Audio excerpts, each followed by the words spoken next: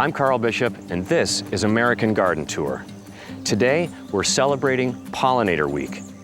I'm touring a beautiful garden at a private home in Darien, Connecticut, along the Pollinator Pathway. The Pollinator Pathway is a migratory pathway for bees, butterflies, hummingbirds, and other insects that are vital to our survival, vital for creating beautiful gardens such as this.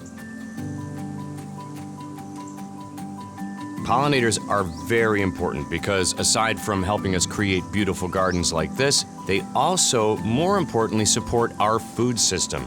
And I'm gonna be dark here, but without them, there'd be no food in our grocery stores and we'd all starve. So now that you're interested in pollinators, let's go take a walk and see some beautiful flowers. Roberta DiBaselli, owner of Columbine Fine Landscape and Design, co-designed this garden and also cares for it. She's going to be our guide today.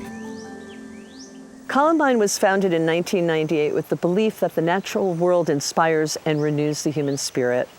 We've had the privilege of working with people who value nature and appreciate the tranquility and the restorative qualities that it brings all of us. Today we're here on one of my clients' properties, which is along the Pollinator Pathway, which is sponsored by the Norwalk River Watershed Association. We're really proud to be a part of this incredibly important project. Attracting pollinators to your garden isn't hard at all. It just takes 3 basic steps. The single most important thing that you can do to encourage pollinators is to stop using pesticides and herbicides. The second thing you can do is you can plant more native plants, and there are quite a number of native plants on this property. Rhododendron maximus. You also want to be sure to have a water source. Whether it's something as simple as a bird bath or a shallow stone that's sort of dipped out where some water can collect, you will find that all of the creatures will appreciate water in your garden. This is a native rhododendron, Rhododendron maximus, and you can see that it's got clusters of really beautiful big white flowers.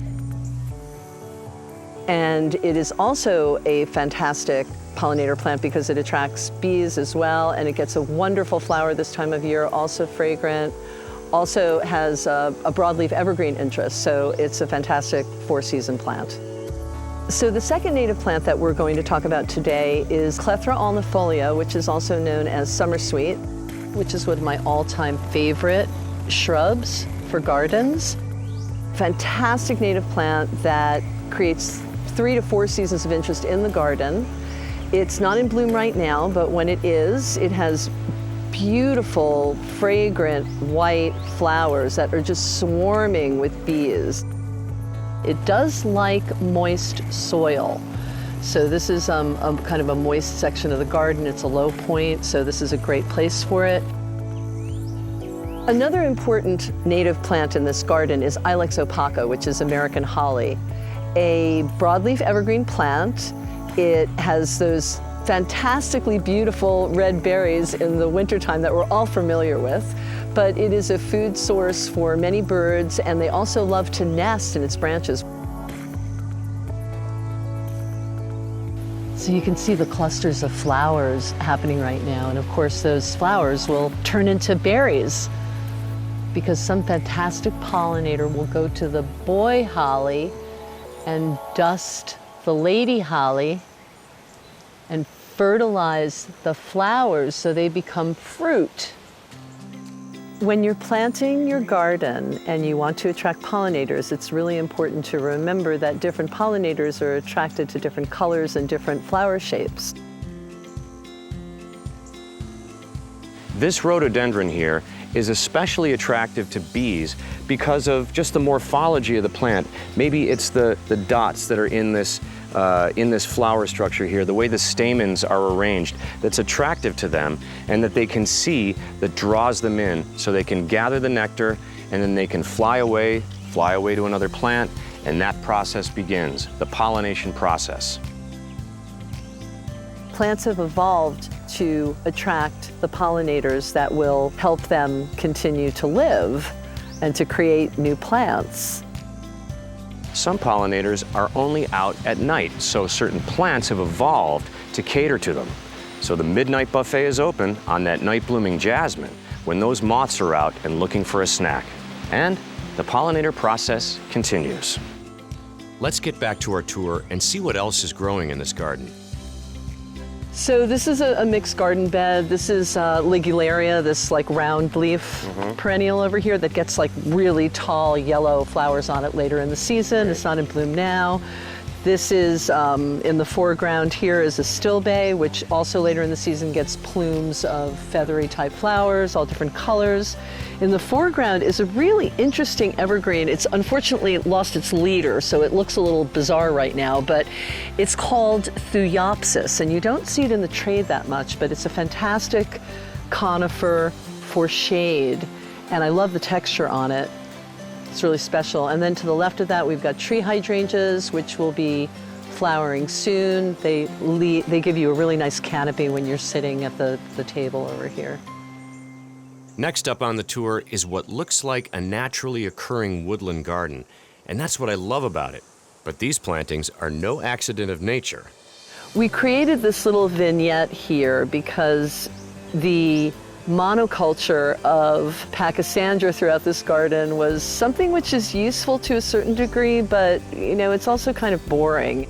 And we were trying to create little pockets of interest throughout the garden without having to remove every single bit of Pachysandra here. So we have a wonderful ground cover that does quite well in dry shade called epimedium, or barrenwort is the common name. And it's past its bloom period, but you can see the heart-shaped foliage is really lovely, and it's got some very nice color on the new leaves. You can see there's sort of like a little bit of bronze.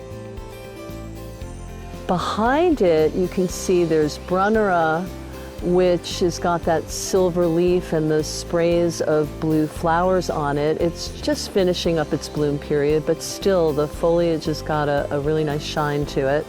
And then there's hellebore to the right, Lenten rose, which is a semi-evergreen perennial that performs really well everywhere. It's tough as old boots, and it flowers for a very long period of time. And then we've got lady fern, which is a clumping fern that's very graceful. To the right of the lady fern is a small version of Solomon seal. Can't think of the Latin right now, but it's a great little plant, and it offsets the beautiful mossy rock over there, which was from the property. All of the rocks that are in the garden were dug up when we were planting various things. And then the tree that you can see, these small trees with the leaves that are blowing in the wind right now, are Amelanchier, which is also known as serviceberry or shadblow. And the name shadblow came about because they start to bloom when the shads start to run. I almost half expect to see a gnome walking. Yeah. I know, it is like a little bit of a fairy garden, right? Yeah, it's cool. This has been a special edition of American Garden Tour celebrating Pollinator Week. Now you can see why pollinators such as bees, butterflies, hummingbirds, and other insects are so important for us, for the plants around us, and for our food system, and for our very survival. Thanks again for joining me. I'm Carl Bishop, and this is American Garden Tour.